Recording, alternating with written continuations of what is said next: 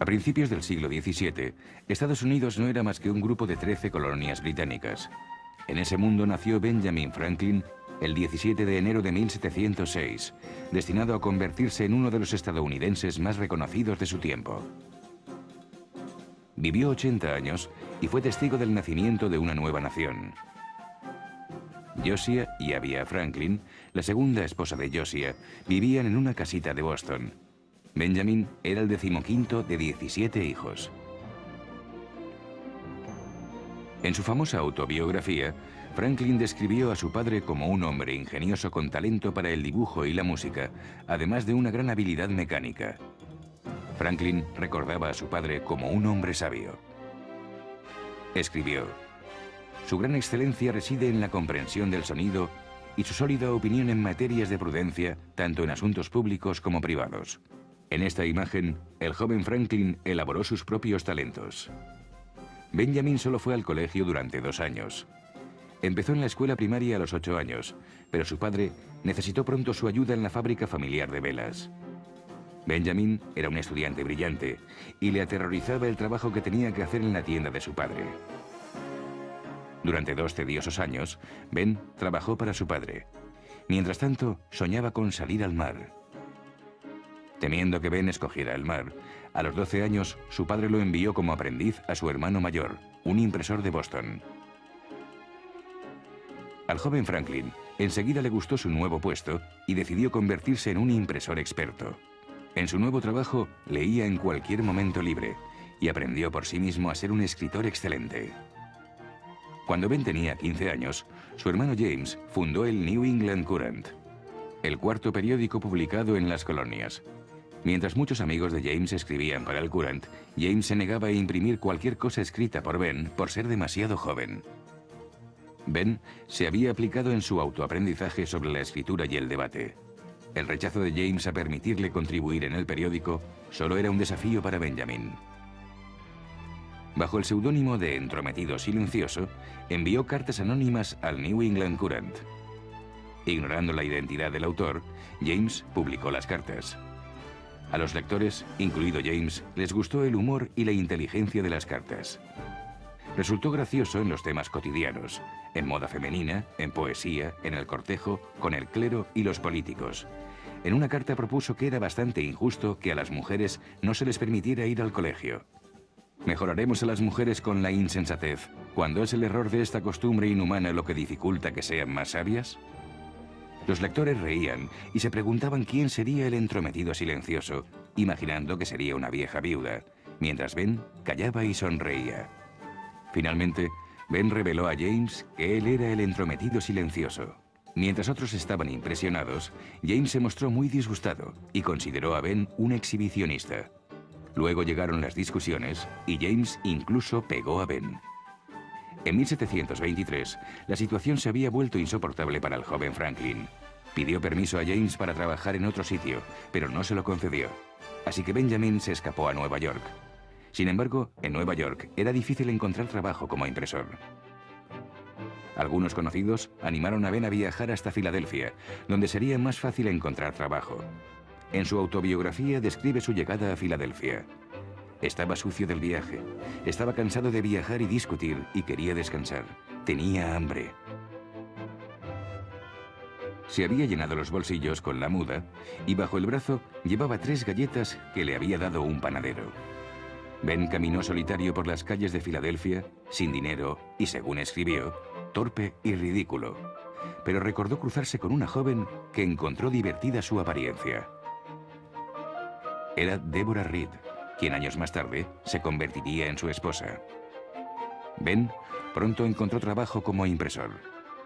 Estaba agradecido por el trabajo, pero no le impresionaba el talento del impresor. En un intento por asegurar su oficio, se mudó a Londres en 1724. 2 años más tarde volvió a Filadelfia y renovó sus amistades y sus contactos de negocios en la comunidad. Pudo rechazar varias oportunidades para convertirse en dueño de su propia imprenta. Su sentido de comunidad también crecía. En 1727 fundó un grupo de opinión llamado Junto. El préstamo de libros entre los miembros del grupo dio lugar a la creación de la primera biblioteca de préstamo en el país en 1731. En 1730 era un impresor ocupado y se había casado con Deborah Reed. Adoraba a Deborah y estaba agradecido porque la mujer que rechazó una vez en sus aventuras de juventud se casara con él. Sobre Deborah escribió: «La frugalidad es una virtud enriquecedora. Una virtud que yo nunca podría adquirir, pero que tuve la suficiente suerte de encontrar en una esposa que se convirtió así en mi fortuna». Estuvieron casados 44 años y tuvieron 3 hijos. William, hijo del primer matrimonio con Deborah; Francis, que murió a los 4 años de viruela; y una niña llamada Sarah, a la que llamaban cariñosamente Sally. Sus negocios crecieron para añadir la publicación de la Gaceta de Pensilvania en 1729, que escribía prácticamente solo. Además, la Asamblea de Pensilvania le seleccionó para imprimir sus leyes y discursos. Benjamin Franklin iba camino de la seguridad financiera y su importancia en la comunidad aumentaba. Conocido por su habilidad para escribir de manera divertida, pero concisa y significativa, en 1732 empezó a publicar el inmensamente popular Almanaque del Pobre Richard. Los lectores reían ante sus ingeniosas afirmaciones. 3 puede que guarden un secreto si 2 de ellos están muertos. La necesidad nunca ha cerrado un buen trato. Muchos aforismos del Pobre Richard han perdurado cientos de años desde que se escribieron. A quien madruga Dios le ayuda. A buen entendedor pocas palabras bastan.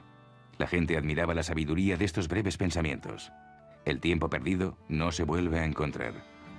A Dios rogando y con el mazo dando. No apreciamos el valor del agua hasta que se seca el pozo. El Pobre Richard también le dio fama internacional a Franklin. Se publicó en Francia como Bonhomme Richard. El almanaque del Pobre Richard se convirtió en un éxito de ventas. Se vendieron 10.000 copias en un año y se publicó durante 25 años, convirtiéndose en una institución pensilvana que todos ansiaban leer. Franklin era un hombre extremadamente autodisciplinado, que disfrutaba con el reto de examinar una situación y plantear una solución. Cuando Ben se dio cuenta de que en Filadelfia no había bomberos y que los edificios se incendiaban innecesariamente, se propuso crear un departamento de bomberos a tiempo completo. Así que escribió sobre esta situación en su periódico. Pronto, la ciudad obtuvo apoyo más que suficiente para fundar la Union Fire Company y hacer de Filadelfia una de las ciudades más seguras del mundo. En 1736 se involucró más en los asuntos públicos de Filadelfia cuando le nombraron secretario de la Asamblea de Pensilvania. El año siguiente ocupó el cargo de jefe adjunto de correos de la ciudad. Trabajó laboriosamente para mejorar el servicio postal de la zona. Trabajador incesante, también encontró tiempo para idear un método para corregir el humo excesivo de las chimeneas que causaba tantos incendios. Inventó la estufa Franklin, que daba más calor con menos carburante. En 1748 pudo retirarse del negocio de la imprenta para centrarse, por suerte, en sus otras aficiones, como sus famosos experimentos con electricidad. En 1752 se publicó su libro Experimentos y observaciones sobre electricidad en Londres. Ahora tenía más tiempo para hacer más pruebas, y en 1752 llevó a cabo su memorable experimento con la cometa. Cuando volaba una cometa bajo la tormenta con su hijo William, probó que los rayos producían descargas eléctricas. La cometa llevaba una punta de metal y al caerle un rayo, envió una chispa a la llave que Franklin había atado a la cuerda de algodón. Por suerte, a Franklin no le alcanzó un rayo muy fuerte, si no, podría haber muerto. Además, Franklin se dio cuenta de que los rayos a menudo alcanzaban a las casas y las incendiaban. Haciendo experimentos, inventó el pararrayos para atraer y absorber las descargas eléctricas. También pasó tiempo estudiando la causa de muchos aspectos de la naturaleza y sus leyes. La aurora boreal, torbellinos y tormentas eléctricas, la dirección de ríos y mareas, el magnetismo y la teoría de los terremotos. El mundo aceptó a Benjamin Franklin como científico de primera clase e inventor, pero también se estaba convirtiendo en un importante empleado del gobierno. En 1751 tuvo un papel decisivo en la creación de una academia que finalmente se convirtió en la Universidad de Pensilvania. En 1753 ascendió a jefe adjunto de correos de todas las colonias. Gracias a él, el departamento postal aumentó su eficacia y rentabilidad. El correo en los periódicos empezó a moverse entre las colonias más rápido que nunca. Ahora, los colonos estaban mejor informados sobre los asuntos y la vida de los demás. En 1754, Franklin volvió a la vida política. Estaba a favor de la unión de las colonias contra los franceses y los indios, e incluso había publicado una viñeta en la Gaceta de Pensilvania para manifestar su opinión: únete o muere. En su autobiografía escribió: en 1754, cuando se reanudó la guerra con Francia, se reunió en Albany un congreso de comisionados de las diferentes colonias. Como reacción a las guerras contra franceses e indios, los oficiales británicos llamaron a esta reunión el Congreso de Albany. Franklin y otros representantes se reunieron en Albany para debatir las relaciones con los indios iroqueses. Franklin creía que la cooperación entre las colonias era casi nula y utilizó la reunión para presentar un plan de unión de las colonias. Su llamado Plan Albany definía un consejo con representantes y un líder nombrado por el rey de Inglaterra. Fue una medida audaz, pero no obtuvo un apoyo aplastante. Franklin era claramente una figura de mente innovadora. Empezó a ser evidente una cooperación entre colonias sin precedentes como resultado de la guerra. En 1757, Franklin sirvió como diplomático en Inglaterra. Su estancia duró 5 años, durante los que gozó de tiempo libre para seguir con sus experimentos y viajar. Volvió a América de 1762 a 1764. En 1765, le eligieron para volver a Inglaterra para pedir un nuevo gobierno colonial. El sentimiento de aquella época no implicaba un deseo de independencia americana. De hecho, Franklin se mantuvo fiel a Inglaterra casi hasta el día en que empezó la Revolución Americana. Una vez en Londres, sin embargo, se centró en la Ley del Timbre, una ley fiscal aprobada por el Parlamento británico. Acelerada por la necesidad de Inglaterra de pagar la Guerra de los 7 años, se impuso la Ley del Timbre a las colonias sin considerar su cooperación. Se publicó la Ley del Timbre, texto, periódicos, panfletos, documentos legales y otros papeles en las colonias. Como consecuencia, su aprobación se recibió con gran indignación. Como protesta, los norteamericanos se negaron a comprar productos hechos en Gran Bretaña. El Parlamento británico mandó llamar a Franklin, quien defendía con fuerza a las colonias. Debió de ser persuasivo. Poco después, se revocó la Ley del Timbre.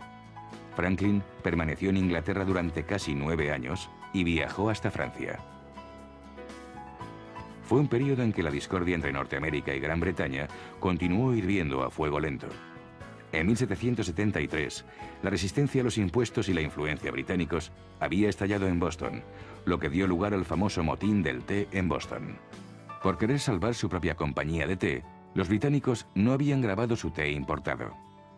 En protesta por estos impuestos desiguales, un grupo de colonos se disfrazó de nativos americanos y abordó el barco de la compañía británica en el puerto de Boston para luego lanzar el té al agua. A pesar del avance de la Cámara de los Comunes británica, no pudieron aislar a Boston del resto de Norteamérica. Los ciudadanos de todas las colonias sabían lo que había en juego, aunque pocos estaban dispuestos a defender su independencia de Inglaterra. Como Franklin observó, el Parlamento no tenía derecho a crear leyes que vincularan a las colonias. Aceptó al rey como líder de las colonias, pero no a los lores y al Parlamento. Sin embargo, los británicos no estaban dispuestos a aceptar este acuerdo. El gobierno de la América colonial debía incluir tanto al rey como al Parlamento. En 1774, Franklin todavía tenía esperanzas, hasta que le citaron en una cámara del Parlamento y le sometieron a una reprimenda por parte del subfiscal de la corona británica ante varios espectadores. Franklin permaneció en silencio todo el tiempo mientras le atacaban verbalmente. Después siguió reuniéndose con ingleses que simpatizaban con su causa, pero las condiciones sobre las que insistía se consideraron demasiado rígidas para obtener una aceptación plena. En 1775 le llegó la noticia de la muerte de su mujer, Débora. Sin esperanzas de llegar a un acuerdo para acabar con las diferencias con Inglaterra, Franklin volvió a América. En primavera, los primeros grupos de confrontación revolucionaria se lanzaron en escaramuzas en Lexington y Concord. Franklin enseguida se involucró en las actividades del Congreso Continental, una reunión de líderes de todas las colonias. A los 69 años, Franklin era el miembro más viejo del Congreso. También fue nombrado director general del Servicio de Correos de 1775 a 1776. El trabajo extra de la comisión le tuvo ocupado tratando con los indios, grabando e imprimiendo el dinero del continente y protegiendo el comercio americano. Aunque le describían como el viejo estadista, Franklin seguía animando con fervor el espíritu de independencia. Le disgustó mucho que su hijo, William, entonces gobernador de Nueva Jersey, decidiera no unirse a él contra los británicos. William se mantuvo fiel a Inglaterra. La ruptura entre padre e hijo nunca se resolvió del todo, ni siquiera después de la Guerra Revolucionaria. Los sucesos de la época continuaron con una enorme sensación de urgencia. En 1776, el Congreso Continental nombró un comité para redactar una declaración oficial de independencia. La esencia de la declaración la escribió un joven abogado de Virginia llamado Thomas Jefferson, con la participación de los miembros de la comisión, John Adams, Roger Sherman, Robert Livingston y, por supuesto, Benjamin Franklin. Con la Declaración de Independencia firmada, Norteamérica se había situado en un umbral precario y había desafiado al adversario más temible del mundo en aquel tiempo. La creencia popular dice que uno de los firmantes, Job Hancock, incitó a los demás: debemos ser unánimes, debemos permanecer unidos. A lo que Franklin añadió: señores, ahora debemos permanecer unidos, o lo más seguro es que nos cuelguen por separado. Sea cierto o no, Franklin creía en el trabajo que habían llevado a cabo.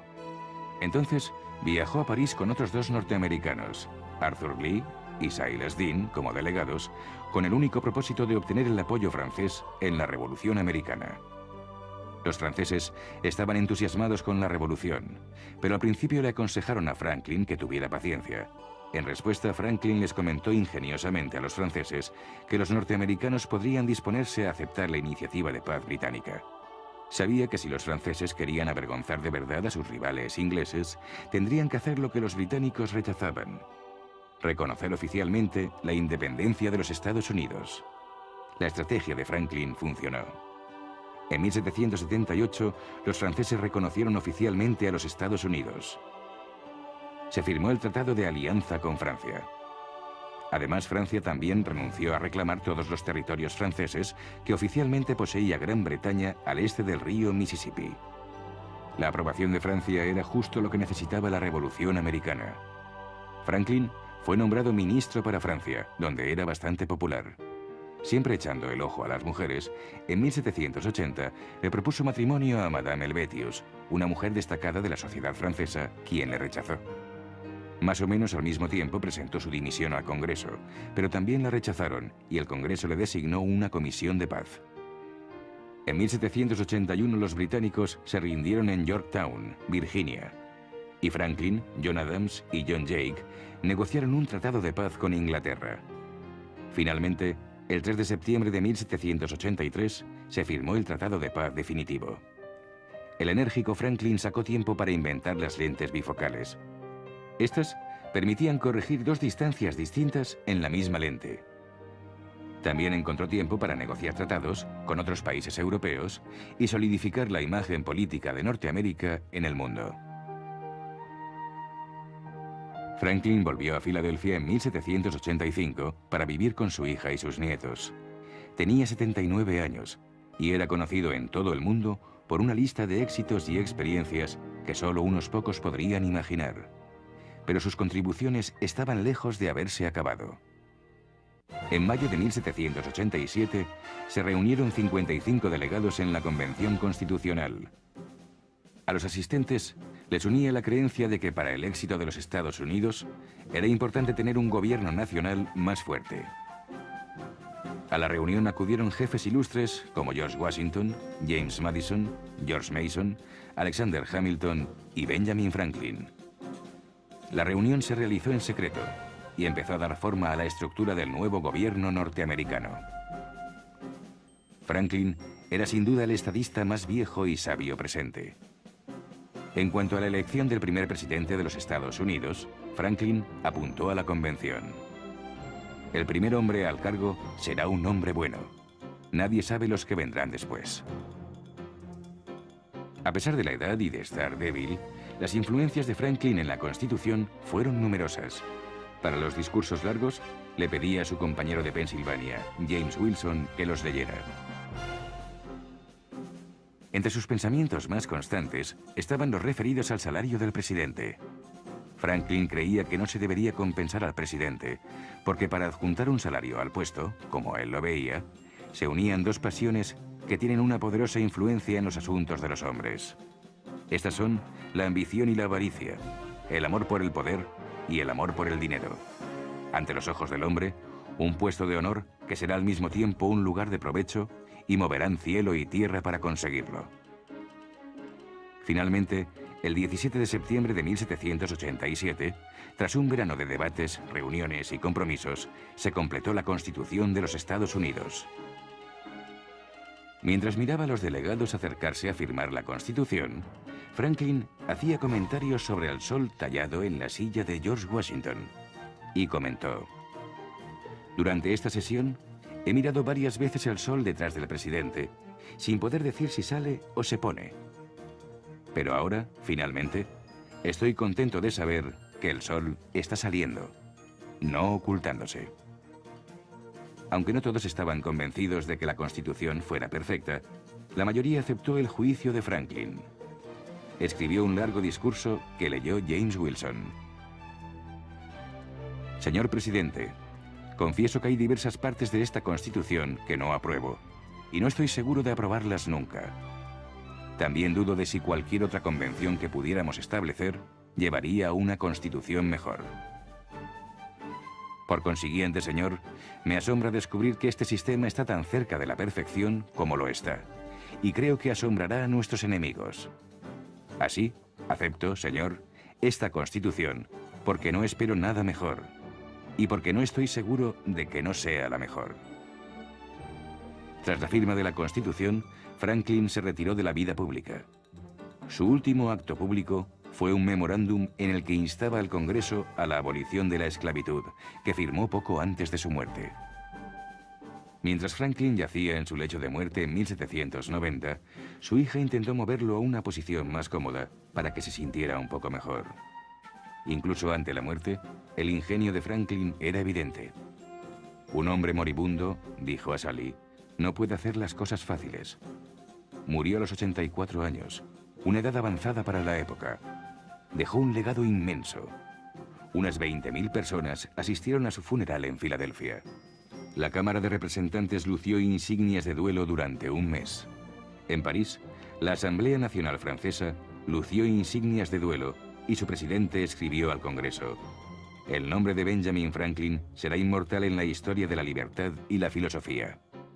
Pero es especialmente querido en un país al que, guiado por la misión sublime, este hombre venerable conocía muy bien, con la simplicidad y la dulzura de sus modales, así como con la pureza de sus principios, el alcance de su conocimiento y los encantos de su mente. En 1824 se fundó en Filadelfia el Instituto Franklin en su honor, para progresar en la utilidad de sus inventos. Con los años, a través de donaciones sustanciosas, el instituto continúa prosperando. También sirve de monumento conmemorativo a Franklin, con su estatua de mármol de 6 metros de alto, y alberga muchas de sus posesiones originales. Sin embargo, uno de los monumentos conmemorativos más importantes es la perduración de su autobiografía. La escribió como una carta a su hijo William en 1771. Quería recordar sus experiencias y expresar su filosofía para su hijo. William la publicó póstumamente. La autobiografía de Franklin, aunque no es la historia completa de su vida, se ha convertido en una de las piezas de culto de la era. Una sinopsis del estilo de vida de la época. En sus páginas, Franklin relata su educación en la América colonial puritana, la búsqueda de una vida virtuosa y la aceptación del éxito material, aunque nunca solicitó la patente de ninguno de sus inventos y demostraciones para enfatizar la viabilidad de los mismos. Continúa leyéndose y estudiándose por los pensamientos y detalles de un hombre importante perteneciente a una era importante. El hecho de que viviera tanto solo forma parte del mito del gran hombre. Se dice que John Adams, segundo presidente de los Estados Unidos, había contemplado a Franklin primero con temor y luego con asco, pero al final terminó por admirarle a regañadientes. Un hombre que fue impresor y editor, científico e inventor, filósofo, político y diplomático. Casi con sabiduría profética, Franklin escribió su propio epitafio a los 22 años. Aquí yace el cuerpo de Benjamin Franklin, gastado como la cubierta de un libro viejo, con las páginas arrancadas y desprovisto de sus leyendas y su baño de oro. Comida para los gusanos. Pero el trabajo no se perderá, pues, como él creía, aparecerá una vez más en una nueva edición más elegante, revisada y corregida por el autor.